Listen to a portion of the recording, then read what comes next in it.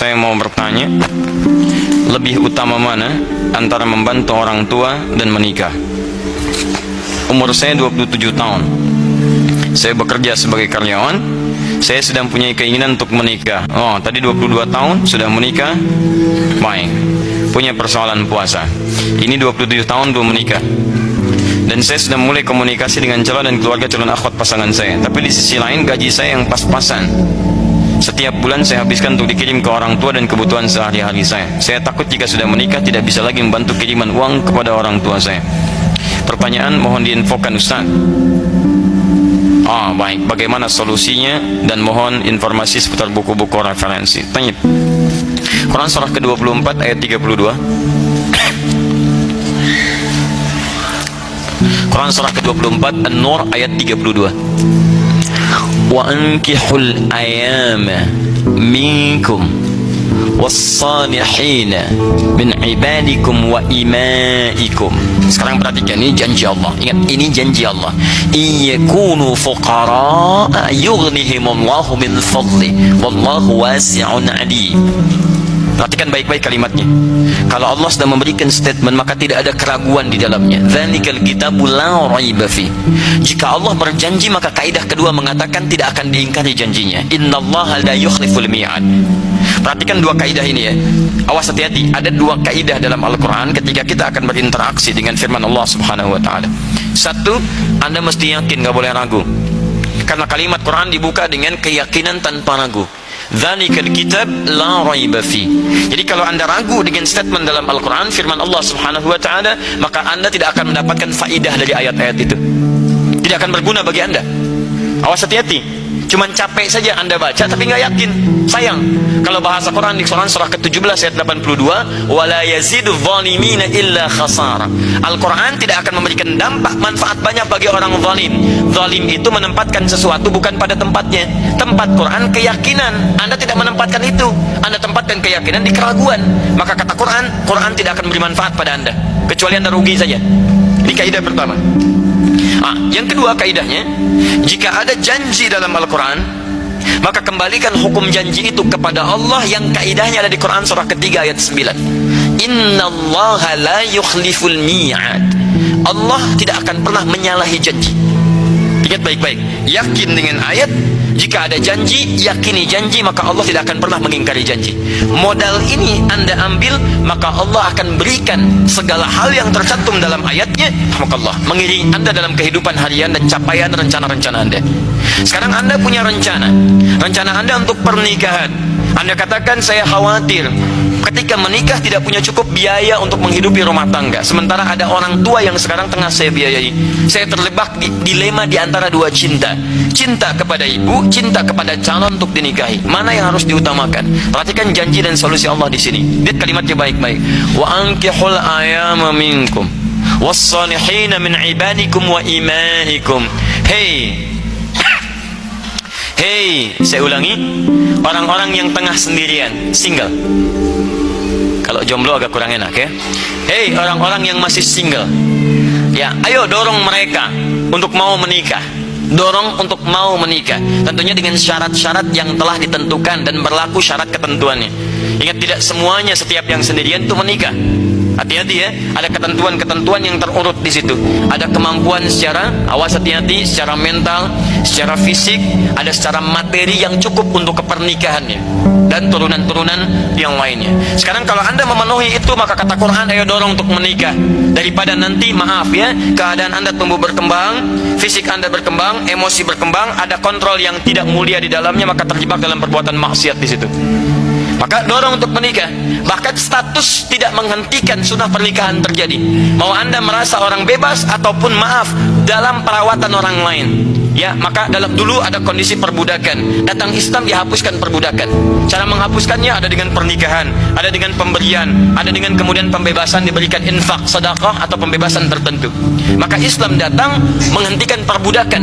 Perbudakan dulu ada dalam nuansa barat, ada di dunia barat. Datang Islam dihentikan, hilang perbudakan. Dimohon maaf, tolong jangan ajari orang Islam tentang masalah mengatasi perbudakan. Karena teori hilangnya perbudakan itu datang dengan risalah keislaman. Mohon maaf ya, itu jelas pembuktian dalam sejarahnya. Bahkan kata Quran, mau budak, mau orang yang dirawat, mau macam-macam, mau statusnya merasa kurang, ingat tidak menghentikan sunnah pernikahan terjadi pada anda. Capai rencana ini, siapkan persiapannya, sampai kemudian pada masa itu lakukan pernikahan. Perhatikan, ini yang paling menarik dan ini intinya. Iyakunu fuqara, pakai in. Jika mereka merasa fuqara, fakir, kurang, merasa khawatir ketika menikah hartanya tidak cukup, Masya Allah, yughnihimullahu min fadli, maka Allah akan menjadikan mereka mampu bahkan kaya dalam rumah tangganya. Yughni dari kata ghaniyun, Allah jadikan kaya, bukan cuma cukup, kaya. Perhatikan janji Allah. Kita baca dengan keyakinan. Yang kedua ada janji di situ. Jika mereka merasa fakir, bukan miskin lagi, fakir, ya kurang, tidak cukup, maka yakinkan kata Quran, yughnihimullahu min fadli, Allah akan buat mereka kaya, bukan dari sisi mereka, min fadli, dari keutamaan yang telah Allah siapkan. Saya turunkan 3 kalimat dalam ayat ini, dan disitulah kemudian inti dari apa yang bisa kita persiapkan. Ya, para single, tolong fokus di sini. In, 1, tayyib, yakunu, ini fuqara, 1, yughnihimullah. Perhatikan kalimatnya. Kalimat ghani disandingkan dengan pemiliknya, Allah. Kemudian yang ketiga, min fadli. Bahkan nanti ditambah dengan akhir ayatnya, wallahu wasi'un alim, ya. Kita fokus pada 3 hal ini saja. Perhatikan baik-baik. Di sini perasaan kurang disebut dengan fakir. Fakir itu tingkat paling rendah, bahkan di bawah miskin. Makanya ketika diberikan zakat itu fakir dulu baru miskin. Quran surah 9 ayat ke-60. Innamas shadaqatu lil fuqara wal masakin. Miskin punya pekerjaan, tapi hasil dari pekerjaan tidak mencukupi, kemudian ya tidak mencukupi dari kebutuhan-kebutuhan yang dirasakan perlu untuk diselesaikan. Fakir, pekerjaan nggak ada, nggak jelas, dan tidak ada pendapatan yang jelas untuk memberikan penghasilan untuk membantu pada kebutuhan-kebutuhan. Di fakir, jamaknya fuqara. Perhatikan, Quran mengambil yang paling dalam, yang paling rendah. Bahkan jika kalian pun merasa fakir, bukan miskin, fakir, berada dalam tingkat yang sulit, kayaknya nggak bisa saya nih, sulit, bagaimana caranya? Tapi menariknya, kalimat itu diungkapkan menggunakan in. Nih, ini yang paling menarik. Awas, lihat baik-baik ya. Ini ada inna, ada anna, ada in, dijadikan takhfif. Jika in bersanding dengan kana dan terusannya, in bersanding dengan kana, yakunu, dan seterusnya, maka Anda mesti perhatikan. Lihat baik-baik.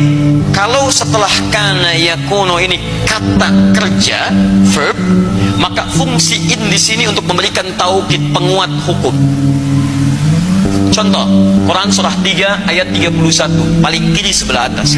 Qul in kuntum tuhibbunallah. Tuhibbun itu kata kerja, fi'il mudhari, kata kerja, verb. Kemudian kuntum itu turunan daripada yakunu. Kana yakunu, kana kuntum, turunannya yakunu, hampir sama dengan ini. Dimulai dengan in, karena setelah kalimat turunan ini ada kata kerja, tuhibbunallaha, maka in diartikan serius, sungguh-sungguh, penguat. Kita terjemahkan, jika kalian serius mencintai Allah, fattabi'uni, maka ikuti aku, tuntunan Nabi dalam kehidupan. Tapi kalau setelah in, kemudian ada kana, yakunu, dan untuk jama yakunu, setelah itu kemudian ada sifat atau keterangan, maka in ini menunjukkan perasaan saja, kekhawatiran, dan belum tentu terjadi seperti apa yang dirasakan. Seakan-akan Allah ingin sampaikan kalimat ini, hei yang masih single, yang banyak khawatirnya ketika akan menikah, khawatir kurang, khawatir nggak dapat ini, nggak dapat itu kan pikiran kamu saja sekarang. Nikah aja belum sudah mikirkan seperti itu. Ya, kamu jangan banyak mikirkan seperti itu. Ini kalau kita baca dengan terjemah balaghah.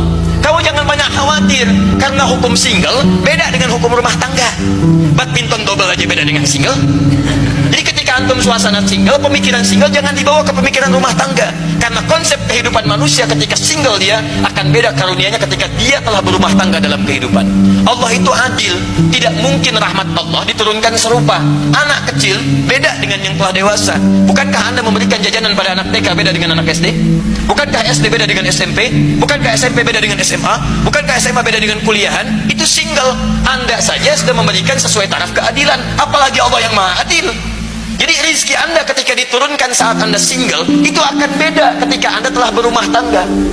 Lain. Gak percaya? Cepat nikah. Ayo kalau gak percaya, ya, lihat kalimatnya. Kamu tuh banyak khawatirnya, pengen nikah, khawatir ini, khawatir itu, khawatir ini, khawatir itu, capek antum. Begitu ditanya, nunduk aja begini. Nama siapa? Masya Allah, susah antum, capek. Maka lihat janji Allah di sini. Hei, berikan motivasi. Lihat, yughnihimullahu min fadli. Ya-nya dibuang. Padahal asalnya bisa dibaca begini, yughni. Tapi karena ada in, ya-nya dibuang. Jadi yughni, cepat.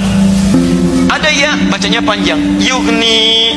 Tidak ada ya, baca cepat, yughni. Dalam kalimat balaghah ini bisa dibaca. Kalau satu bacaan dari panjang jadi pendek, dipendekkan, itu artinya menunjuk sesuatu yang cepat. Seakan Allah ingin katakan, kalau kamu banyak khawatir sebelum menikah, saya buktikan setelah menikah saya akan percepat kebutuhan kamu untuk didapatkan. Nih, Allah jadikan kamu yughni, bahkan kaya, cukup kaya. Masya Allah. Lihat kaidahnya, Quran yakin. Kedua, janji tidak mungkin janji itu akan disalahi. Allah pasti menepati janjinya. Dua hal. Anda single, Anda banyak khawatir, buang kekhawatiran kata Quran. Anda menikah, maka Allah janjikan Anda akan mendapatkan apa yang Allah janjikan seperti ini. Dari mana? Ini harus Anda baca. Fokus baik-baik, lihat baik-baik. Ustadz, apakah hukum ini berlaku pada setiap yang single kemudian dia menikah langsung bisa kaya atau cukup? Tidak. Kecuali lihat bagian ketiganya ini diikuti, min fadli. Anda tidak ikuti ini, maka Anda tidak akan mendapatkan yang dijanjikan ini. Karena hukum Allah menjadikan Anda cukup dan kaya jika Anda mengikuti hukum yang ketiga ini, min fadli. Maka dari itu sebelum menikah Anda turunkan hukum min fadli ini. Apa yang dimaksud dengan min fadli? Bagaimana caranya mendapatkan keutamaan ini? Seperti apa ini diikuti? Bagaimana cara menitinya? Demi Allah saya katakan, saya sudah mencoba untuk mengamalkan apa yang disampaikan Quran ini, dan hasilnya tidak akan pernah ada janji Allah yang disalahi. Semua terjadi teman-teman sekalian. Janji kekayaan hati, janji kenikmatan dalam kenyamanan, janji suka dalam duka, janji segala yang tercukupi. Demi Allah saya katakan, ini kuncinya ada di sini. Nah, bagaimana cara kita menurunkan semua itu sehingga jadi pedoman dan kita rencanakan dari sekarang bagi yang single akan menikah? Kita akan teruskan setelah kita menunaikan salat Isya berjamaah insyaallah.